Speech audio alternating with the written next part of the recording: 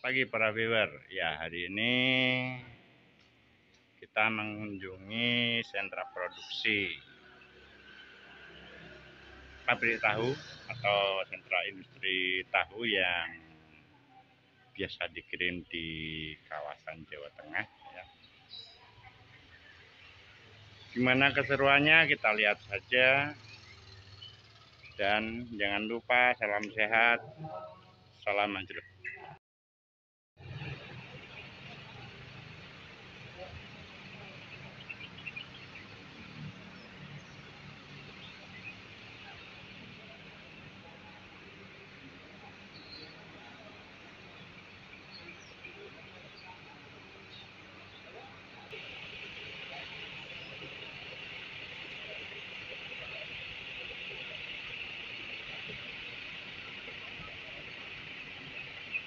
Sudah belajar sedikit teori dan praktik terbatas tentang proses pembuatan tahu. Nah, namun kan anak-anak kita kan khas beberapa tangan, ada yang tahunya jadinya keras, ada yang jadi susu kedelai, dan ada yang ambyar. Nah, mungkin dari situlah kita di sini pengen tahu lebih dalam, memberi kesempatan untuk anak-anak kita melihat secara langsung gambaran tentang proses pengolahan tahu yang benar itu bagaimana, biar mereka punya pikiran ke depannya, oh seperti ini toh cara proses pengolahan tahu yang benar. Maka dari itu kami mohon Bapak, Ibu untuk memberi ilmu kepada anak-anak kami untuk belajar di sini. Mungkin itu yang dapat saya sampaikan. Kurang lebihnya mohon maaf. Assalamualaikum warahmatullahi wabarakatuh. Telah diberikan. Selanjutnya kita memasuki acara inti, yaitu penyampaian materi. Nah, materi kita pagi hari ini itu tentang pengolahan tahu. Teman-teman semua udah pernah makan tahu ya? Siapa yang belum pernah makan tahu, angkat tangan. Nggak ada yang belum pernah makan tahu, berarti udah pernah semua ya. Teman-teman tahu itu terbuat dari apa? Kedelai. Kedelainya mayoritas didapatnya dari mana? Tahu nggak kedelai itu produksi mana kedelainya? Di pohon, benar di pohon. Pohonnya di mana pohonnya? Ada yang tahu? Nggak ada. Jadi mayoritas kedelai yang diproduksi buat tahu di sini itu dari Amerika, jadi masih impor, nggak lokal ya. Mungkin teman-teman nih nanti nih bisa nih ngembangin, selain ngembangin bikin tahunya, ngembangin juga cara nanam kedelainya di sini ya. Oke, langsung saja nih, biar nanti penjelasannya lebih detail, kita langsung masuk materi yang akan disampaikan oleh Bapak Eko. Kepada Pak Eko. Bisa meningkat 50 sampai 60 penduduk per tahun. Dan dari jumlah penduduk itu ada sekitar 100 lebih penduduk yang berprovinsi Semarang, Magelang, Cilacap, Wonosobo, Ambarawa, Kebumen, Temanggung, Purworejo, dan lain-lain. Karena keterbatasan waktu, kita kan koyaknya pasar pagi. Jadi perjalanan dari pabrik tahu ke lokasi-lokasi itu mula-mula tahu disuruh berenang dulu sekitar 1 sampai 2 jam. Disuruh berendam biar empuk, biar meleduk kalau kita mengaraninya. Setelah direndam, nanti kedelai akan digiling hingga halus. Biasanya kita ada yang pakai diesel, ada yang pakai motor. Kalau pakai diesel itu sedikit berisik. Mulai dari beberapa tahun ke sini kami sudah berganti ke tenaga penggerak berupa motor listrik, dan itu hasilnya akan sedikit, dan yang masih bersambut di situ. Agar sari-sari kedelai dapat dikeluarkan, maksudnya dikeluarkan itu pokoknya digiling biar lembut seperti itulah. Lihat, lanjut. Kemudian setelah kedelai tadi direndam, kemudian gilingan tadi dimasukkan ke dalam tungku.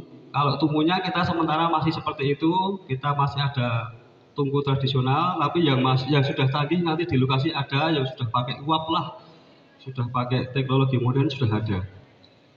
Tapi yang ada di gambar itu adalah teknologi pakai. Kemudian kalau sudah mendidih akan dilakukan penyaringan, dilakukan untuk memisahkan antara sari dan ampas kedelai. Proses penyaringan. Kemudian setelah disaring, kita akan lakukan pengendapan atau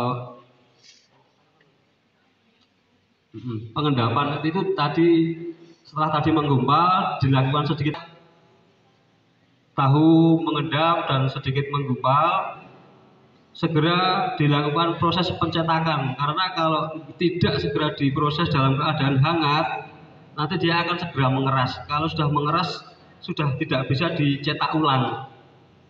Untuk cetakannya sendiri menyesuaikan pasar. Nah ini aneka tadi produk tahu yang ada di Desa Mejing. Tadi dari tahu sayur, sedikit mundur satu Mbak, mundur satu. Nah dari sini kan ini tahu sayur, kalau kita ngarani itu tahu sayur, tahu produk jadi yang paling pertama. Dari situ kita sudah jadi tahu, sudah bisa dijual, namun kita masih bisa mengolahnya lagi di next. Kita olah menjadi ini, ada yang tahu Sumedang, melenuk-melenuk itu sudah ada rasanya, ada tahu kuning, ada keripik tahu, ada tahu walik, ada tahu kong, tahu bulat, tahu goreng, dan tahu original. Tapi kalau ini harus proses next lagi. Kalau yang separuh di sini dari yang tadi tahu cetakan tadi bisa diiris langsung digoreng seperti itu. Yang tahu original atau tahu sayur tadi bisa langsung digoreng. Ada juga keripik tahu yang dari tahunya tadi langsung diiris-iris, dijemur terus dibikin keripik juga ada. Terus kalau yang limbah pembuatan tahu tadi sudah terpisah antara sari kedelai dengan limbah. Untuk sari kedelainya sudah saya ceritakan tadi untuk diolah menjadi makanan, tapi untuk limbahnya kita ada dua, limbah cair dan limbah padat. Sementara dari limbah padat sendiri ada namanya ampas tahu. Tahu nggih? Tahu? Belum pernah lihat? Pernah? Nah, ampas tahu itu diolah lagi menjadi tempe. Kalau di saya menyebutnya tempe gembus. Sama? Oh ya sama. Dari tempe gembus lagi bisa menjadi ada yang kalau di daerah Boyolali itu tren sekali ada nama sate kere ya. Sate kere itu terbuat dari gembus yang diiris-iris, dikasih bumbu terus dibakar. Jadi kalau dari rasa enak sih. Saya juga sering makan, enak. Terus untuk limbah tadi yang namanya ampas tadi bisa langsung dikonsumsi oleh hewan. Hewan terutama kami juga kirim ke peternak Boyolali untuk dijadikan pakan sapi perah yang menghasilkan susu. Jadi susu sapi yang dari Boyolali dan lain-lain itu kita juga menyumbang pakannya ke sana. Kemudian untuk limbah cairnya itu berupa kita menyebutnya banyu manyam ya Pak ya. Ini bisa kita manfaatkan untuk pupuk. Kemarin juga sudah kita mendatangkan dari beberapa universitas untuk melakukan penelitian tentang kadar air dan kadar basa, kadar asam dan lain-lain di dalam limbah cair, sehingga dengan sedikit ramuan nanti akan menjadi pupuk cair yang bagus untuk tumbuhan. Next. Let's go to field apa? Mari kita ke lapangan. Oke. Itu saja dari saya. Penggilingan dan pemasakan tidak dilakukan dengan baik. Oke, terima kasih saya bisa menangkap. Intinya proses pembuatan tahu dan bahan itu akan berpengaruh kepada kualitas tahu. Tadi Mbak Ratna tadi menyebutkan bahwasanya kedelai kita masih impor. Kenapa impor? Kita sudah coba kedelai lokal, kita sudah coba kedelai Purworejo, mungkin kedelai Zimbabwe atau mana itu ya. Tapi yang paling cocok adalah kedelai Amerika. Dan sayangnya, kabar buruknya, kedelai Amerika itu datang ke sini sudah dimatikan itu apa ya, yang untuk berkembang biak. Jadi kalau ditanam di sini nggak tukul dia itu, paham ya? Sehingga kita tidak bisa menanam sendiri di lahan pertanian.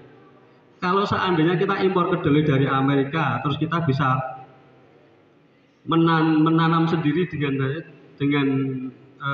biji kedelai tadi, insya Allah ini sudah bertahun-tahun ya, kita sudah punya tanaman kedelai sendiri yang bisa mensupport untuk kualitas terbaik pembuatan tahu. Sayangnya tadi disebutkan kedelai yang dari Amerika tadi kita import di sini nggak bisa ditanam, sehingga kita paksa beli terus. Sementara dari produk lokal kita belum bisa untuk mensesuaikan dengan kebutuhan pasar.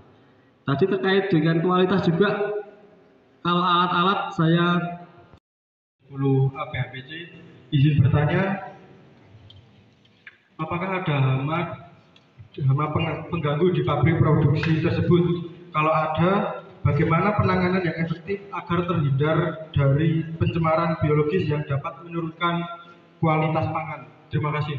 Mas siapa? Mahesa. Ya, Mahesa. Hama pengganggu di pabrik yang mengganggu proses pembuatan tahu ya. Katakan, hama pengganggu.